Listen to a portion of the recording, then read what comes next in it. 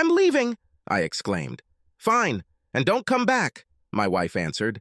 Usually I'd say, go to hell, when I walked out the door, but today I didn't want my last words to her to be so uncivilized. We have exchanged similar words many times throughout our 14 years of marriage. But I always came back, but not at this time. In a few days, she will understand what I meant this time. Over the past 6 to 7 months, Jenna, my wife, has become more and more verbally abusive. I didn't understand what was happening. Her snide remarks were, to put it mildly, caustic. I started avoiding her as much as possible so as not to make the situation worse. Every day, I lingered longer and longer in the car. Sometimes I even returned home after Jenna and Carrie, our 13-year-old daughter, had already eaten dinner. I had to look after myself. Sometimes there were leftovers. Lately, however, I think they've ended up in the bin before I get home. My name is Kurt Kaminsky. Technically, my name is David Kurt Kaminsky, but my father's name is David too, so they started calling me Kurt from the beginning to avoid confusion. No, I'm not a junior. My father's name is David John Kaminsky. Why he didn't make me junior, I can't imagine. I would be happy to be called junior or even DJ. But no, I would be called either Kurt or nothing. Yes, I'm Polish. Well, actually an American of Polish descent. Yes, I heard all the jokes. Well, maybe not all of them. They seem to come up with new ones every year. As the only person of Polish descent I know, other than my father, living in this small town of about 10,000 people, I have become the butt of many jokes. Technically, I'm only half Polish. The other half, on my mom's side, is German, French, Irish, and English. But since my last name is Kaminsky, I am Pole. My wife, soon to become my ex-wife, is not who I thought she was. I only found out about this 4 weeks ago. As I said before, I was spending more and more time away from my wife due to her abusive relationship. After returning home without dinner several times, one Monday evening I decided to grab a bite to eat at a local restaurant. I was sitting in a booth, ready to order, when I heard 2 guys talking in a booth on the other side of the partition. My attention was drawn to a phrase that contained the word Pole. I listened and heard one of the men say, "So how long have you been entertaining the Pole's wife?" "Since they got married. In fact, I had sex with her on their wedding day, and he didn't know anything. I didn't recognize the first guy's voice, but I recognized the second one. It was my best friend, George Carey." I sat stunned. They continued talking, but I heard nothing more until I heard George say, "Yes, we get together and have fun at least twice a month." Kurt is so busy in the parking lot that he doesn't even know what's going on. Again, well, stupid. Just then, the waitress came up to take my order, and I said quietly, "I am sorry, I have to go." I left, heading away from their booth so they wouldn't see me. I could not believe it. My wife, Jenna, with my best friend. He was even the best man at my wedding. He is also my mechanic, and will be for some time to come. He's not really my mechanic because he's officially an independent contractor that I use exclusively to repair and inspect all of my cars. If you haven't already guessed, I own a used car dealership.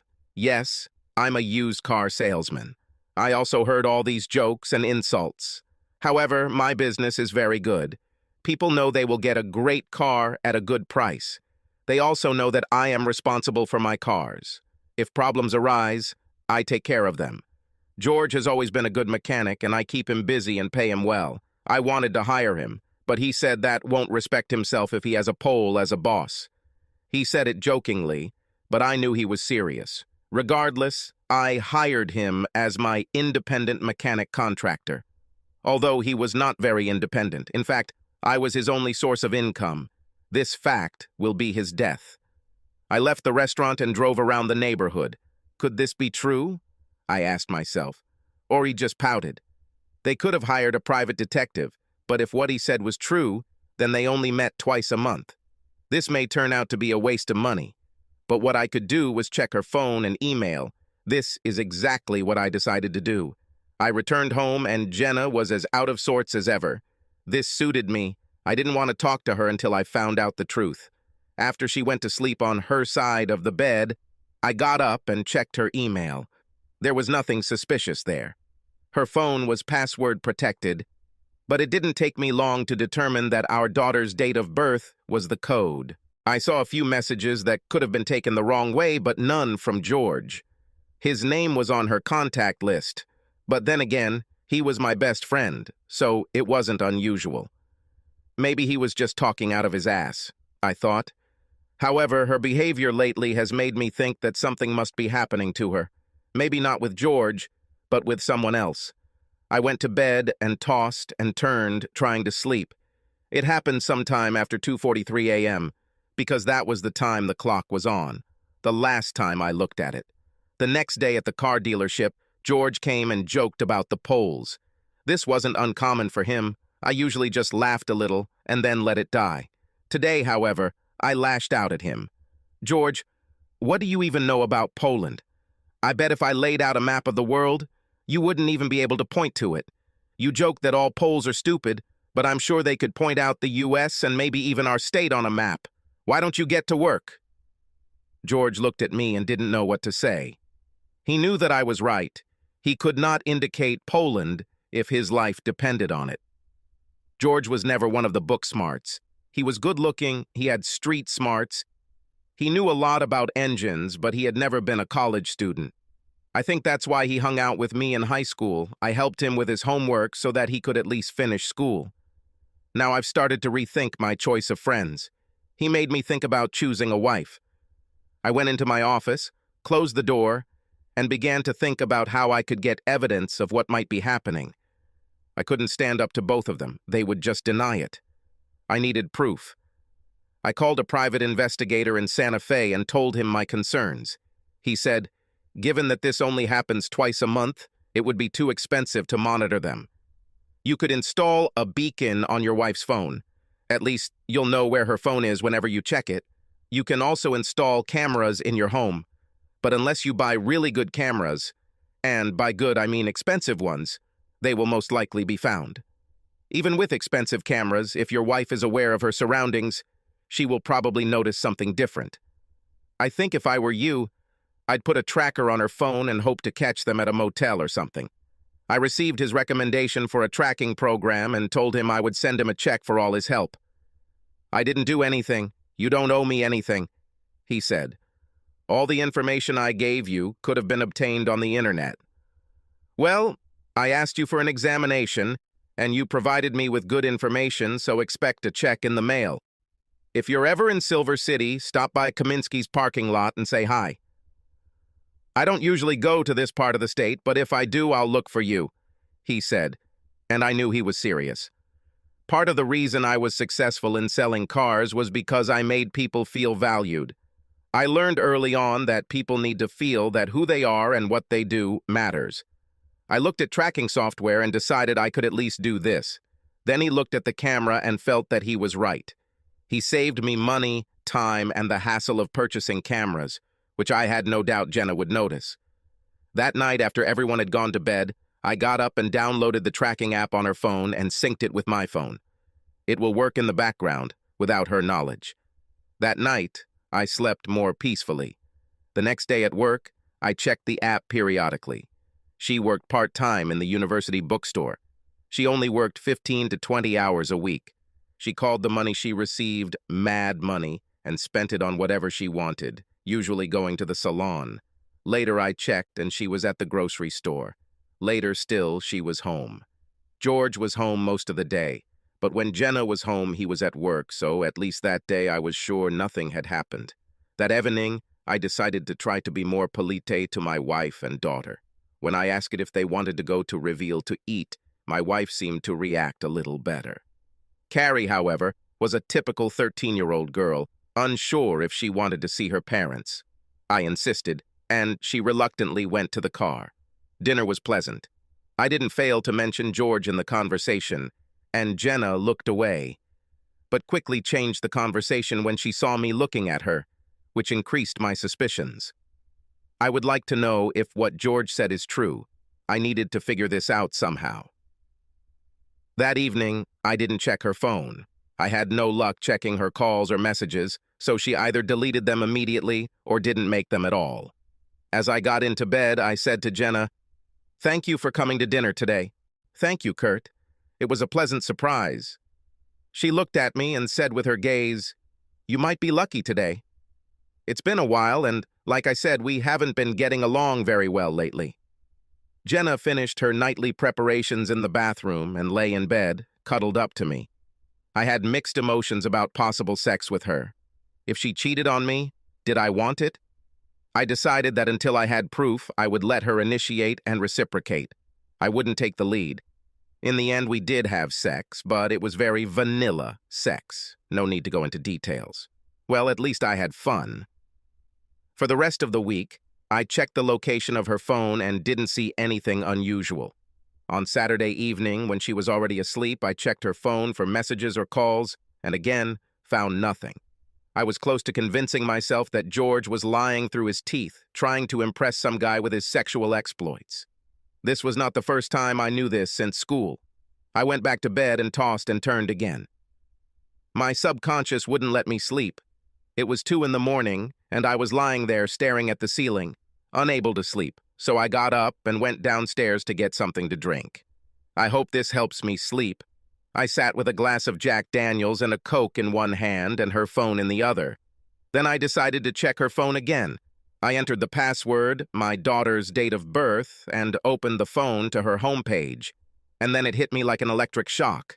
Our daughter's date of birth was the key. The pregnancy was difficult. In fact, we thought we were going to lose her several times during the pregnancy. Something about her RH didn't match my wife's rye. It felt like my wife's body was fighting with the baby inside her. In fact, for the last 3 weeks of pregnancy, my wife was on bed rest so she could carry the baby to term. She really carried her to term, and exactly 9 months after our wedding, Carrie was born. We were so happy. She was healthy, but she was a difficult child. She cried constantly, didn't get enough sleep, didn't want to put her hands on Jenna's chest and whatever. It was difficult with her. My wife, in Carrie's 2nd year, told me in no uncertain terms that we weren't having another baby.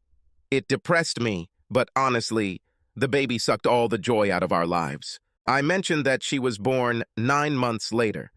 These children are called wedding night babies because they are conceived that night or during the honeymoon.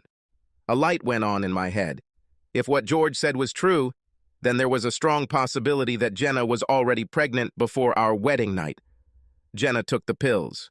No, we didn't wait until we were married to have sex. In fact, it was the majority of our time together. The doctor, when asked how Jenna got pregnant, said that the stress of the wedding probably affected her hormones and made the pills ineffective. Well, if the pills weren't effective that night, they weren't effective that day. Now I know what to do. There was a 50% chance that I was not the father. You know the expression, the early bird gets the worm. Now George might have been an early bird. However, I think that in his case, the expression should look like this. The early worm gets the birdie.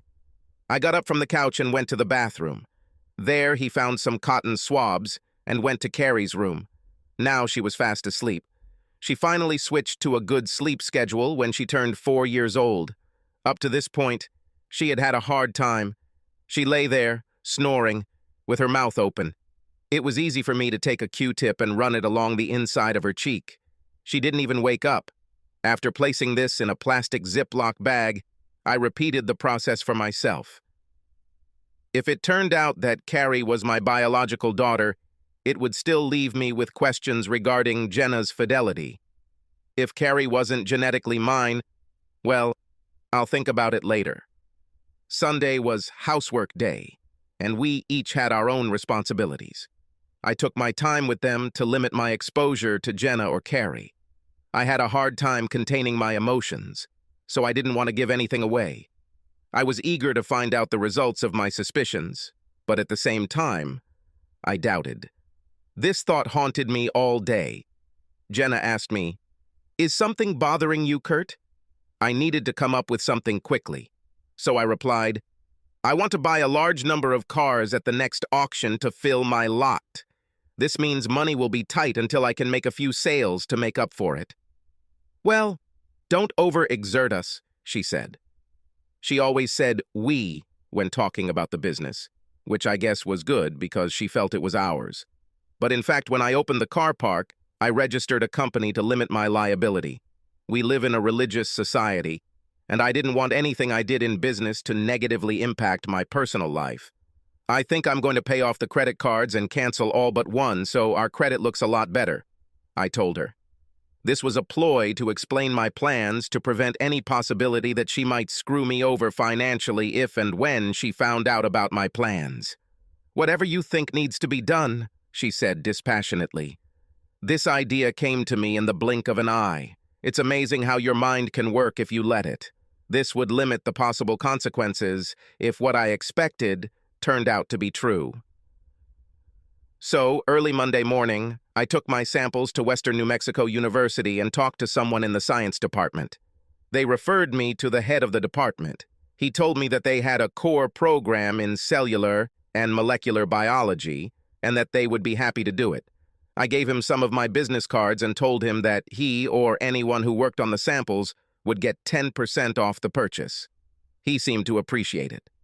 I was thinking about replacing my Camry with a newer car. I may have to stop by and take a look at your selection. If you don't see anything you like, just let me know and I'll work with you to find something you like, I told him. Thank you. I'll do that, he replied. I know I smiled when I left the university, but it was a concerned smile. The results could have been the end of my marriage. When I told Jenna about buying new cars to fill my lot, it was only to hide my worried expression. Now, I thought, this isn't a bad idea. I called Paul, my accountant, loan officer, and part-time salesperson, into my office and told him about my idea. We will succeed, he said. Paul, there's something else I'd like to do. I would like to pay off the mortgage on my house. Can we agree on a lump sum payment so I can do this? Let me take a look at the financials and get back to you after lunch. As he left my office, I thought about calling my lawyer and asking for a referral to a family lawyer. Then I thought, you may be in a hurry, let's see what the results are first.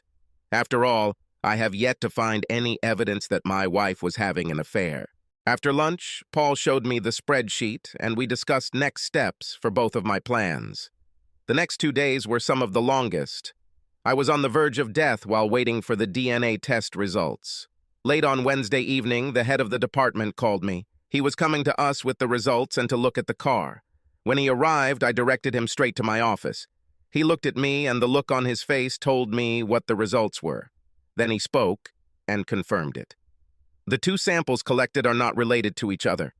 I nodded my head, and he could tell that although I had expected it, I was devastated by the news. He gave me a minute to think it over and handed me a manila envelope with the results. When I looked up at him, my expression changed. So, what car were you thinking about? Well, I know this sounds cliché, but I just turned 50 and I'm looking for a sports car. I was thinking about the Mazda Miata. I told him that I did not have such a car, but that I was going to the auction the next day and would try to find one that was in good mechanical and cosmetic condition. I'll call him this afternoon and let him know what I found. When he left, I told Anna that I'll leave early, but if you need me, I'll only be a phone call away. I knew she wouldn't call. She rarely needed me. She could handle almost anything that needed to be done. I drove around the city, just watching. Strange, but for me everything looked different. Then I called my lawyer. He was saddened by the news, but referred me to another lawyer who he knew would do the right thing. After calling, I made an appointment for late evening the next day. I had a snack at a restaurant and thought while I was eating, have I really wasted the last 15 years of my life? I couldn't even say that I even had a child from this marriage. Of course, I still considered her, to some extent, my child, but biologically, she was not. What should I do next? I knew I couldn't act like I didn't know anything. Of course, I wasn't ignorant before, but now that I knew, there was no turning back. One thing I knew for sure, George would pay. I didn't care that he had been my best friend for years. With friends like him, I could use more enemies. Jenna will pay too. I wonder if she knew Carrie wasn't mine. Even if not, she hid this secret from me. The secret of her sex on her wedding day with my best man, my best friend. Now I had no reason not to believe what I had overheard. She had fun with him, at least twice a month. I started to feel angry, and before I got out of control, I needed to be alone, away from everyone. I should have called Jenna and told her I wouldn't be home that evening. I couldn't go home. I would most likely do something that would land me in jail. She answered the call. "Hello, Kurt. Hey, I'm going to spend the night in Albuquerque so I can be ready for the auction at 8 ow, I said emotionlessly. Oh, fine. Bon voyage. I don't usually go to Albuquerque for auctions, so this was unusual. I wondered if she would take advantage of the fact that I would be gone all night. She would have to blame Carrie on my parents, and it would be difficult to explain. However, I will periodically look at her phone tracker throughout the evening to see if she has decided to go somewhere else. I followed the roads to Albuquerque. I wanted to buy at least 20 cars, including a Mazda Miata. I would arrange to have them picked up and sent to my lot after the auction is over. Now, the question in my head was who to entrust their mechanical inspection to. I knew that George would not get any more work from me after his routine inspections and machine repairs were completed. When he hears that I bought 24 cars, dollar signs will appear in his eyes. How much he can charge me for all this work. However, this will not happen, and I will keep it a secret until the last minute. I needed to talk to one of the local auction dealers to see who would be good enough and reliable enough to inspect them before shipping them to our small town. I got to Albuquerque around 9 a.m. and checked into a Best Western hotel. Even though I was the owner, I could not allow the money for an expensive hotel to be debited from the company's accounts. The room was comfortable, as was the bed. That's all I needed. I am a simple person with simple needs. When I entered the room, I immediately checked Jenna's phone tracker. I discovered that she was still at home, or at least her phone was at home. That night, sleep was difficult. I kept going over in my mind why she did what she did. How could she justify having sex with him on our wedding day, let alone twice a month for who knows how many years? I began to reconsider our marriage. He was never perfect, but I thought we loved each other, exclusively. Now I know that this was a mistake on my part from the very beginning. In the first few years after the wedding, things were not easy. Of course, we weren't expecting a baby right away. We originally planned to wait 3 to 4 years and then start a family. 3 children is what we agreed on before the wedding. However, the fight with Carrie ruined these plans. When I found out that these plans were ruined by my best friend, all the struggle began to seem in vain. 14 years of wasted effort. There had been good times, of course, but even those were now overshadowed by this news. If Jenna hadn't had sex with George, maybe she would have gotten pregnant with me, and maybe she wouldn't have had such a bad pregnancy and difficult child that made her not want anymore. George ruined my life when he seduced my future wife on my wedding day.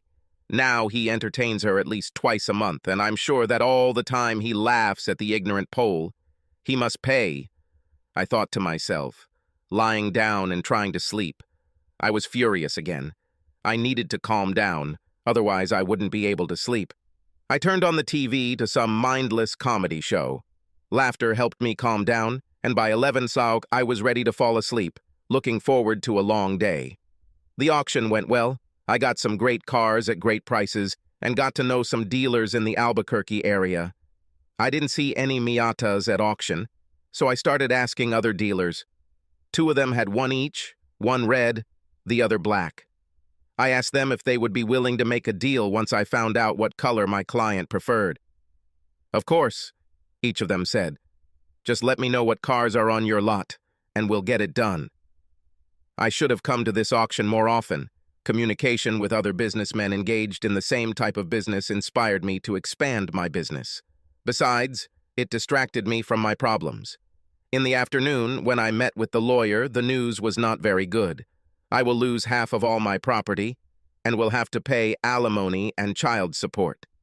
Child support for a child that wasn't even mine. Then I decided that I would not get a divorce. Instead, I'll leave her with George's baby. I would pay off the mortgage on the house. She could have stayed in it, but my name was the only one on the mortgage, so she couldn't sell it. If I moved out but continued to pay taxes and utilities, She wouldn't be able to resign and take the house. However, I had to decide what to do with my business. It was registered as a corporation, but somehow I knew that if I didn't do something to protect it, I could lose it. I needed to talk to my business lawyer about this. When I walked through the door of my house, I was exhausted from a long day, so I said to Jenna, "I'm tired. I'm going to take a shower and go straight to bed," and went to the bedroom. "Do you want to have dinner?" she called me. "No, I had a late lunch," I answered. At least she thought to ask. The shower was wonderful. It felt like my problems almost melted away. I had problems, but I was on my way to solving them. I fell asleep a few minutes after my head hit the pillow. I had been stressed for the past week, and now that I had started making a plan of action, my mind could rest.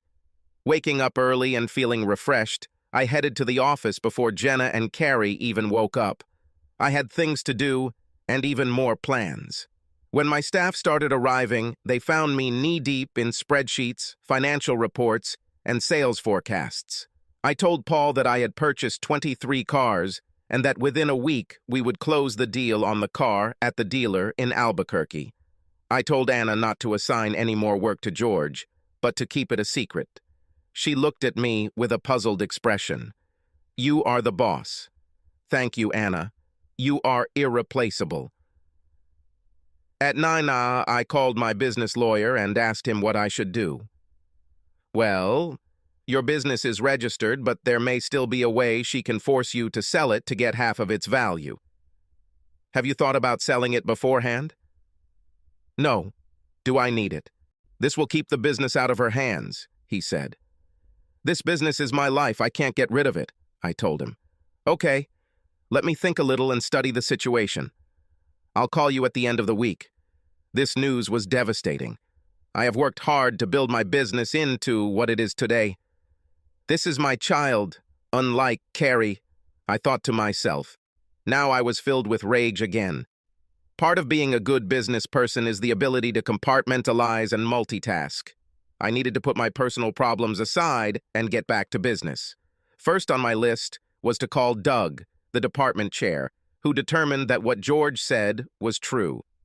"Doug, Kurt Kaminsky, I have information about 2 Miatas that might interest you. One is red and the other is black.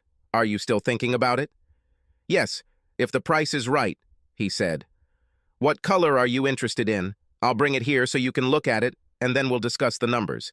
Even if we can't agree on a price, I'm sure I can sell it without too much trouble." "And which one would you suggest?" he asked.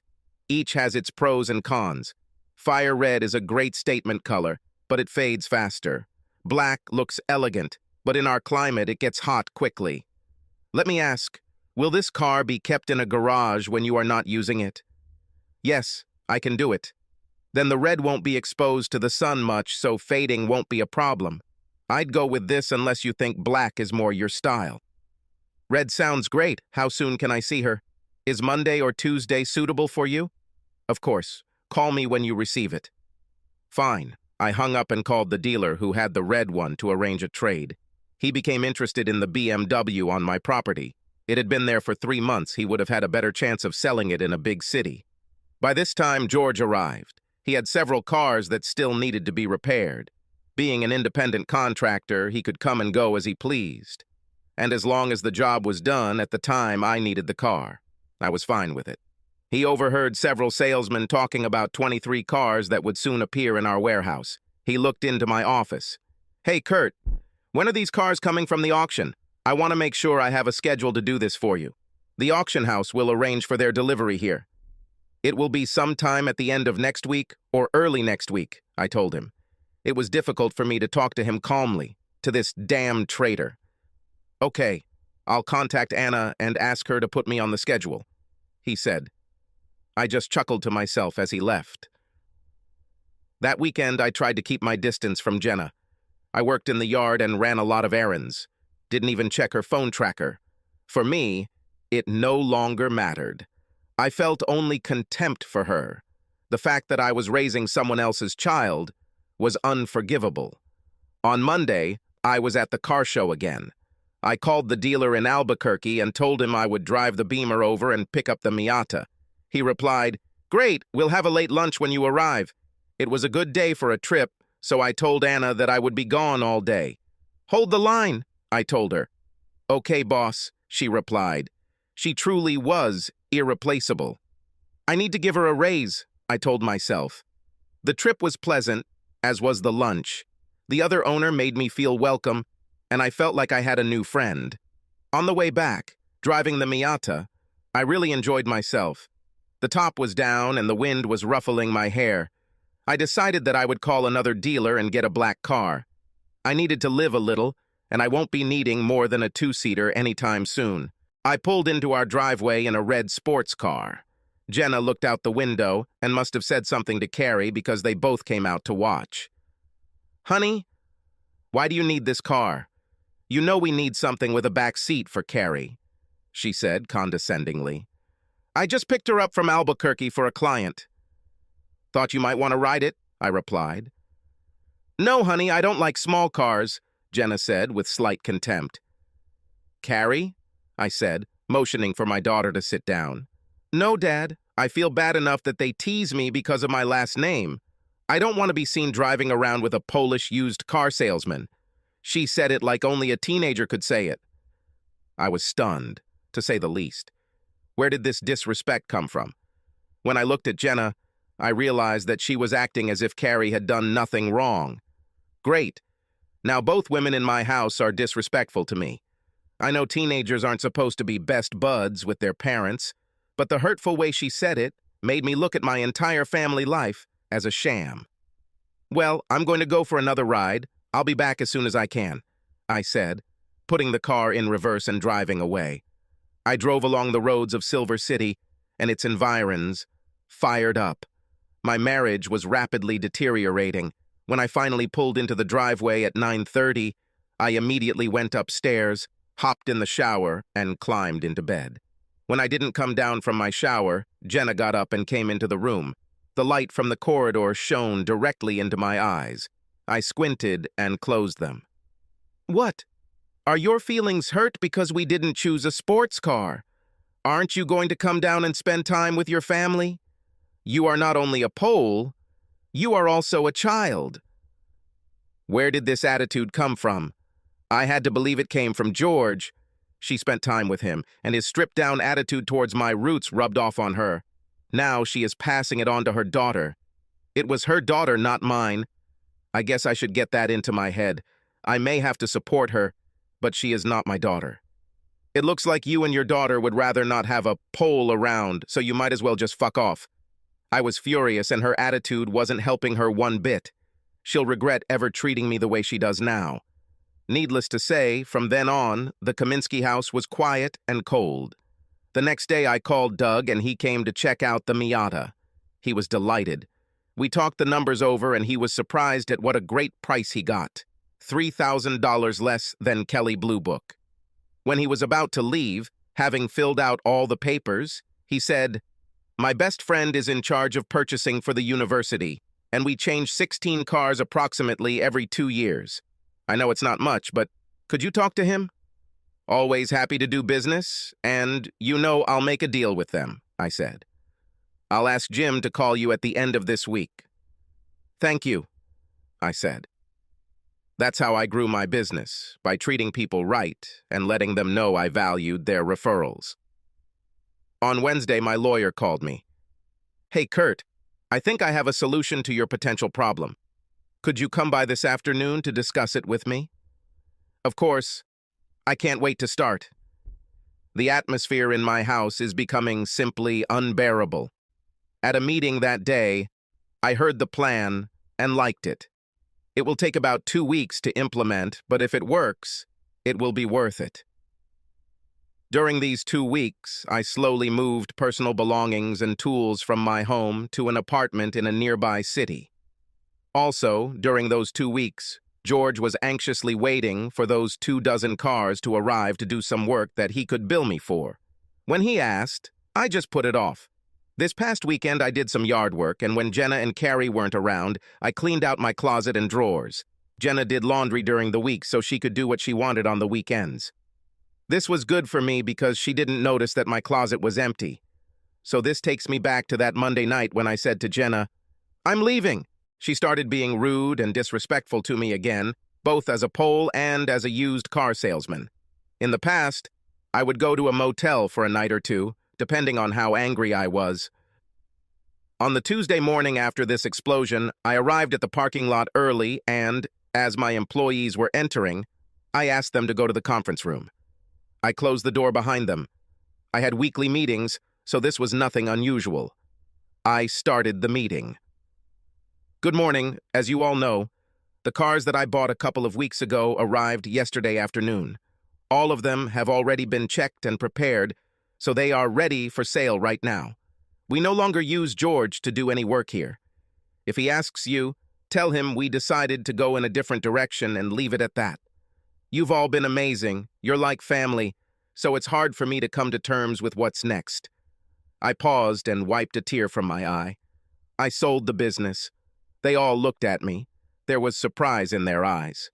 "However, nothing will change as far as your work is concerned. Well, besides Anna, you will perform some of my duties and, of course, will receive a corresponding increase." All of them, even in their surprised state, began to congratulate Anna. They all respected her and knew she deserved it. "Anna, after the meeting, please come and talk to me. We will discuss some things. I will still be involved in the company, but only on an advisory basis and may sell occasionally. I don't want to take away your sales." They were all glad that I would still be around, at least sometimes. The meeting ended, and as we walked out the door, George was standing there. "Hey, why wasn't I included in the meeting?" He had been present at most of the previous meetings. "Because it was a staff meeting, and you're not an employee," I said. He stuttered a little and then said, "I see that the cars have finally arrived, so I'll get to work on them right away." "No, they have already been carefully examined and prepared for sale." "You don't need to do anything with them," I said sternly. He looked at me, stunned. "But I will check all your cars, Kurt." "What's happening?" "George, I sold the business, and the new owner wants to move in a different direction." I told him, not ready to explode at him. "I'll save that for another day." I left everything as is. It became clear to me that sometimes it is better to say fewer words. "I can't believe you sold the business," he exclaimed. "What should I do now?" Of course, it was all about him. He was basically told that he was out of work. "Well," I said, "you can pick up your check for what you did in the last 2 weeks." It wasn't that much. Anna used his services only a few times. He was relaxing before delivering 23 cars, thinking he would be busy when they arrived. How wrong he was. I didn't feel sorry for him at all. I just wish I could tell him that it was because he was a mean asshole. When I met Anna, I asked her if she could keep our conversation a secret. "Of course, Kurt, you know I'll never say anything you don't want," she assured me. "Okay, here's the thing. I created companies that I registered in Nevada.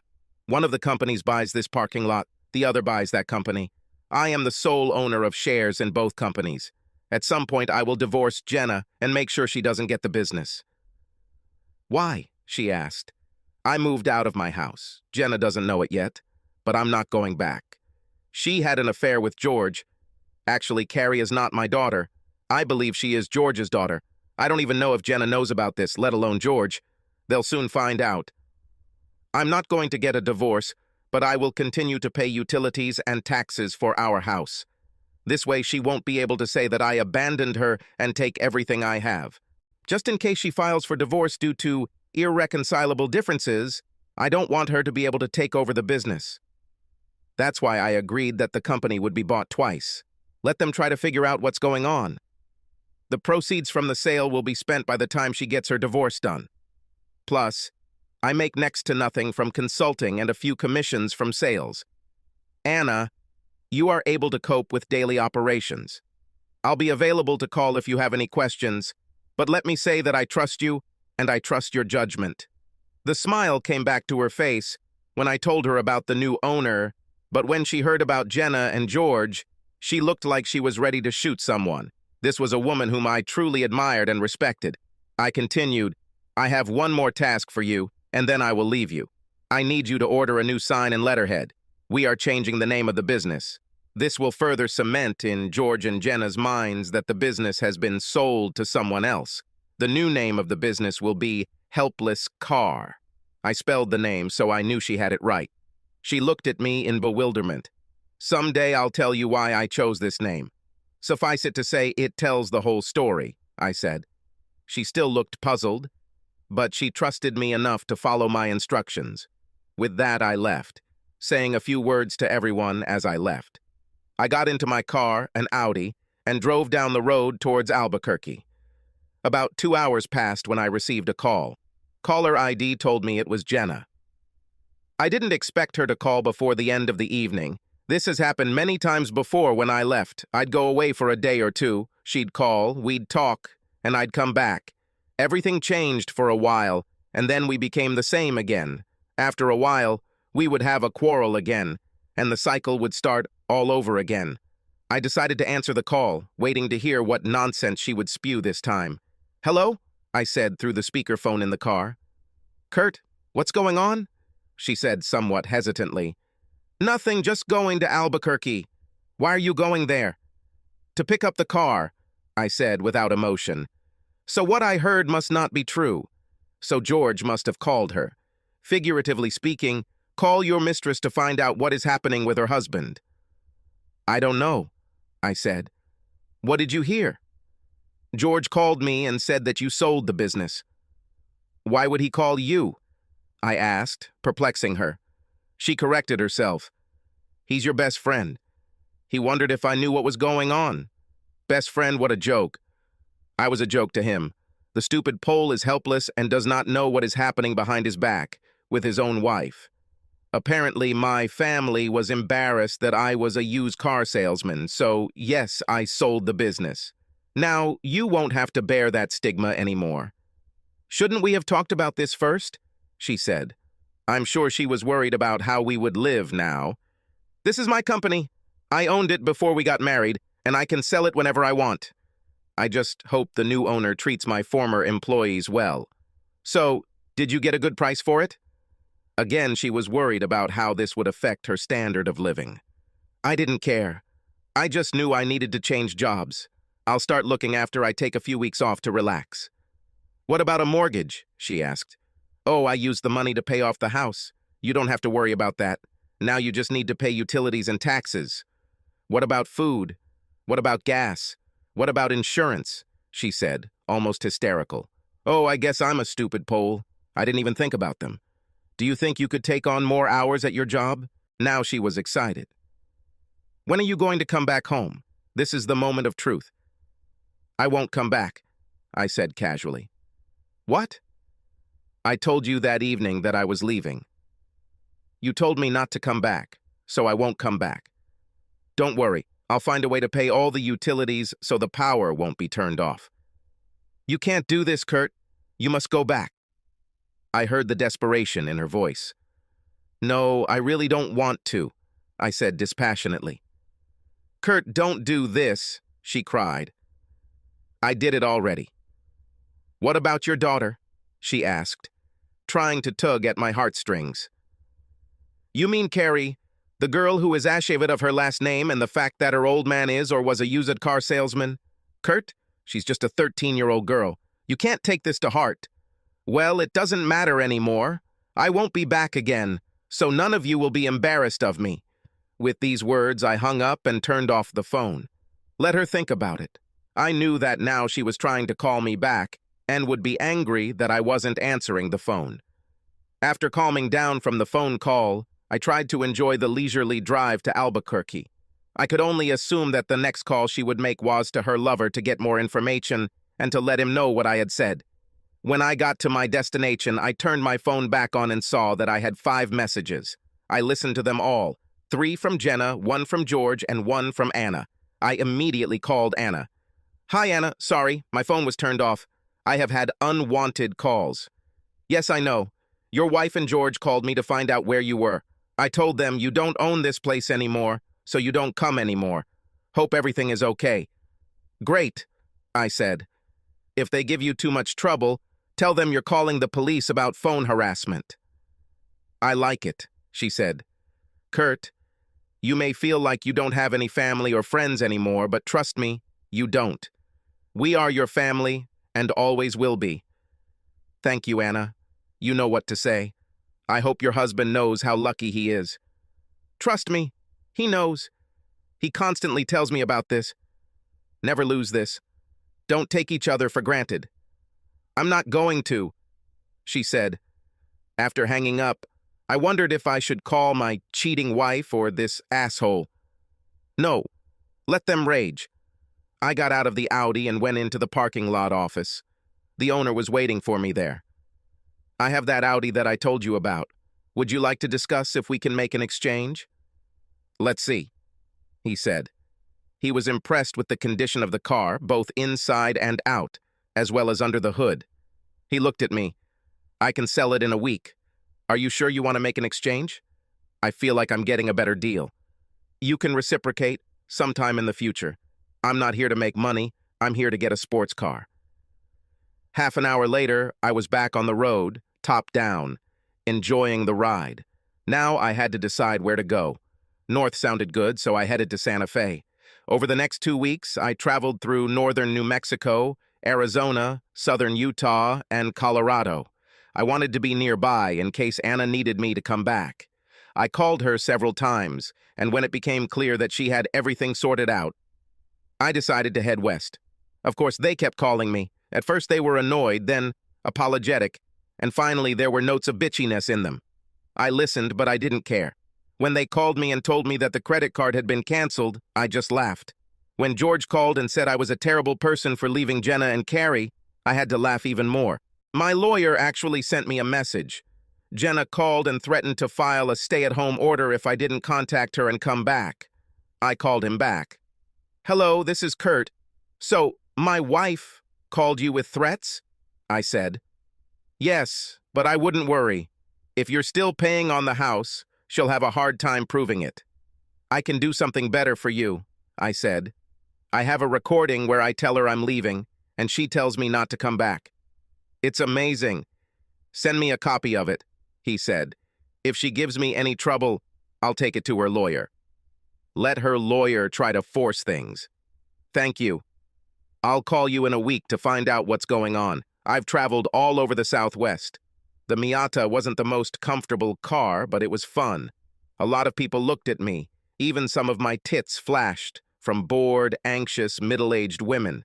But I wasn't looking for that. After all, I was still married, no matter what it took. I drove to Reno, then Lake Tahoe, the coast, Napa Valley, and Highway 1, zigzagging and zagging along the shoreline. Then I went to Yosemite, then to San Diego, through Death Valley, to Vegas, and then to Phoenix. I was in no hurry. Stopped in parking lots, talked to the owners, and just chatted. Some of them were jealous that a guy in his 30s could just pick up and travel. After about 3 months and 8,000 miles, I decided to return to Silver City. When I arrived at the Helpless Auto, I was greeted by my entire team. In fact, there were several new faces. They all welcomed my return. When I entered Anna's office, formerly my office, she raised her head. When she saw me, her smile grew even wider. She stood up, walked around her desk, and hugged me tightly. We talked for a while, and then I asked, "Do you think I can invite everyone to Wranglers for food and drinks? Could you close the store at 5 Palau?" At this point, it was 3 Yoao, and I had a few errands to run. Of course, I will insist on this. The whole team will be there. I said goodbye and told them all that I'll see you in 2 hours. They were in a good mood. Then I visited my lawyer. He told me earlier when I was traveling that Jenna tried to go down the abandonment route to get all my property, but he was able to thwart her efforts. We talked about what to do next. At 5Y, I met the team at Wrangler's restaurant. We had a great dinner and it was nice talking to everyone. After about an hour and a half, they began to go home. Finally, it was just Anna and I left. She looked at me and said, "You know, Kurt, you may think that you are helpless, vulnerable, and don't understand anything, but you're wrong. You simply trusted those you loved."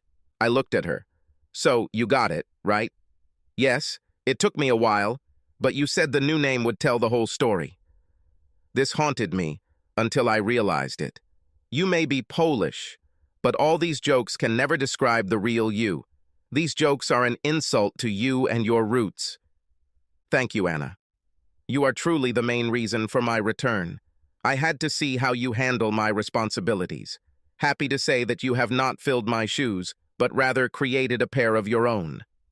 I had an excellent mentor, she thanked. We hugged and she went home to her husband. He truly was a happy man. I returned to the apartment I had not been in for 3 months. It was musty here and needed good ventilation. I opened the windows and let the cool evening air fill the rooms. I grabbed a beer and sat on the terrace overlooking the pool. Several people were swimming there, and a family was playing. I thought about Jenna and me. We had such high hopes and dreams when we got married. Now, they have all disappeared. Looking at the clock on the wall, I saw that it was about 8:30. A thought flashed through my head. Looks like it's time for a showdown. I got up, jumped into my Miata, and drove to my house. I guess technically it was still mine. I bought it before Jenna and I got married, and my name was the only one on the deed. I was disappointed when I pulled into the driveway. The yard was not well kept. It seemed that the landscaping had not even been touched. The light was on, and I assumed Jenna was home. I went to the door and knocked. A minute later, the door opened and Carrie stood there. Her eyes got big, and she asked, "Dad?" "Hi, Carrie. Is your mom home?" She stuttered and then shouted, "Mother!" I heard Jenna shout from the kitchen in a tense, high-pitched voice. "What's the matter?" She continued to look at me and said loudly in response, "Dad!" Jenna came around the corner, saw me, and screamed, "Where are you going?" I decided to answer her cry in a calm, even voice, "Travel." At that moment, George came out of the bedroom wearing only his underpants. "Oh," I said, "the whole family is here, Mom, Dad, and child." "What the hell are you talking about?" Jenna spat back. "I suppose George moved to take my place. After all, it is rightfully his." Jenna looked at me with a puzzled expression. Carrie said, "He lost his apartment after you fired him, and Mom needed a man to help pay the bills and take care of other responsibilities here since you left then." The rage in her voice was palpable. "Well, young lady, it appears you are misinformed." She hated it when I corrected her. "George was never my employee at his insistence, so I could not fire him. As for bills, all utilities are paid, as is car insurance." "What about food and gasoline in the car?" Jenna shouted. "You had a job, did you lose it?" "I know that before it was just your mad money, but it was enough for groceries and gasoline while I was away." "So, you think you'll come back and just move back?" she asked. "No, I'll wait until you and your lover find somewhere to live." It was obvious that they were sleeping together in my house, and Carrie seemed okay with that. "I'm not going to move out of my house," Jenna said. "Correction, this is my house. He was mine before we got married, and only my name is written on the contract," I replied. "Well, you left, so now he's mine. The law doesn't work that way. Since I pay the utilities and taxes, I am still the legal owner, and even though I have been gone for a short period of time, I still own it. Don't worry, I'll give you lovebirds until the end of next month to find a place to live. Just make sure you take your daughter with you." "What does your daughter mean? She is our daughter." You couldn't think of more truthful words. I chuckled. Jenna looked puzzled. Then I said to Carrie, "Carrie, I know you hate being called Polish, so I have good news for you. Your real father is not me, but George." The silence in the room was deafening. After a minute, Jenna meekly asked, "What?" "Yes, Jenna. It seems that your little carelessness on your wedding day led to the appearance of a child, but not mine. But good news for you, Carrie. You can now take your real dad's last name and become Carrie Carrie." I wonder if maybe Mom didn't insist on the name Carrie as a sign of respect for her lover. I looked at Jenna, and she looked at George. He was white as a ghost. "What, George? Don't you want to be a dad?" "Well, that's a shame. Take responsibility. But look at it this way, it's just 4 more years and then college." Jenna and George said almost in unison. I do not believe in that. I threw them the DNA report. See for yourself. They grabbed it, looked at it, and then both fainted. Carrie, tell the Lovebirds that your mom will be served with divorce papers sometime next week, along with an eviction notice. I turned and walked away. The whole time I was gone, I wondered if this affair had been going on throughout the marriage. In fact, I wondered if she was even faithful to me. We met when she came to buy a car. George was working on a car, and we both thought it would be a great date. Did she choose me or not? I truly was helpless, ignorant, vulnerable. All this time, George laughed at me behind my back and also made Polish jokes in front of my face. I returned to the apartment and drank beer. In the morning, I went to the lawyer and asked him to start processing the documents. Of course, I knew that I would have to sell the house and split the proceeds, but being a barely working person, I did not have to pay alimony or child support, especially since there was already another man in my place. At least that's what I hoped. I loved Jenna and George too. The betrayal was incredible. It will take me a long time to trust anyone, be it a man or a woman. Maybe I should see a psychologist. As the divorce proceedings progressed, I returned to work at the car dealership, but as a salesman. I made it clear to all employees that I was no longer the boss and that I only needed one sale a week to pay the rent and buy groceries. In fact, I insisted on only one. When it came to court-mandated child support, I wanted to ensure that at the end of the month, I had no money other than my own meager living expenses. Jenna hired a lawyer. I don't know how she could afford it. Maybe he worked pro bono. He'll be surprised. They looked at my bank accounts and saw that I had spent the proceeds from the sale. They even looked at the sale itself, but found nothing wrong with it. They didn't dig deep enough. I heard from my fellow salespeople that while I was away, George came in almost every day for the first 2 weeks and talked to Anna about getting some work. She had no problem telling him no every time. In the end, he gave up. Now he regretted never getting his ASE certification because the only job he could find was at Valvoline Quick Oil Change with a salary of $13 per hour. I hoped Jenna went full-time or they would have a hard time making ends meet. I contacted the realtor and informed Jenna that I was putting the house on the market in anticipation of a 50-50 split of all of our assets. She had already been served with an eviction notice, so she had to move out before the house was sold and closed. One evening, there was a knock on my door. Of course, it was Jenna. Opening the door, I looked at her. What do you need? Kurt, can we talk? I don't think this is a good idea. We're in a lawsuit against each other. Come on, Kurt, it's just me here, no lawyers. Can't we sit down and have a civil conversation? Yeah, I guess, but let's go to Denny's, I said. There will be witnesses, I thought to myself. I didn't trust her enough to be alone with her. We sat down in a booth at Denny's, and after a couple minutes of pleasantries, I asked, Why, Jenna? She looked at me, hesitated, and answered, I think the simple answer is that I liked both of you, and I couldn't decide. So you were dating both of us at the same time? She looked down at the table. Yes, but George told me not to tell you anything because he knew it would ruin your personal and work relationship with him.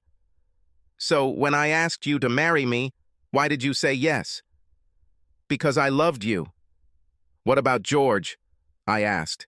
I loved him too, but I understood that he would never be a suitable husband. When you asked me, he and I discussed it and ended our relationship.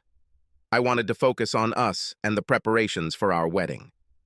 So, on our wedding day, while having sex with him, you said, I'm marrying him, but you're still my man.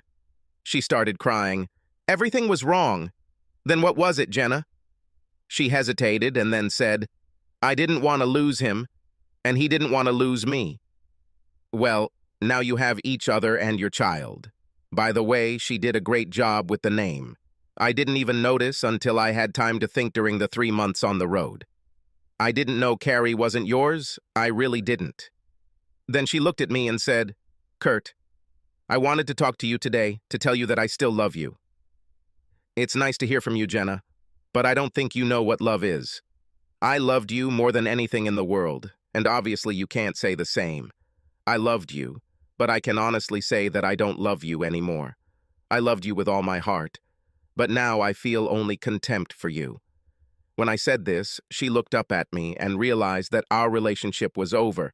There will never be us again. I had to ask her one more question. Have you ever stopped? She hesitated, and then apparently decided that it didn't matter, and told the truth. We never stopped. We had our lulls, but we got together, usually twice a month. I was hoping for a different answer, but I was still glad she told me the truth. One more question. What happened about a year ago that made you treat me so badly? Your attitude towards me began to change. The outward contempt was obvious. Her face turned red, then she got a little angry. George started trying to talk me into having a threesome, and not with you. I probably could have done it if you had participated, but we couldn't figure out how to do it. He kept insisting on it, and it made me resent you for something I know you would never do. I know it sounds strange, but I thought I could have my two men loving me together, and I resented you for not being the person to allow it. So you did it? I asked. No, I thought about it, but then you left and my whole world collapsed. Well, now you can do it knowing that I don't care. What you do doesn't bother me anymore.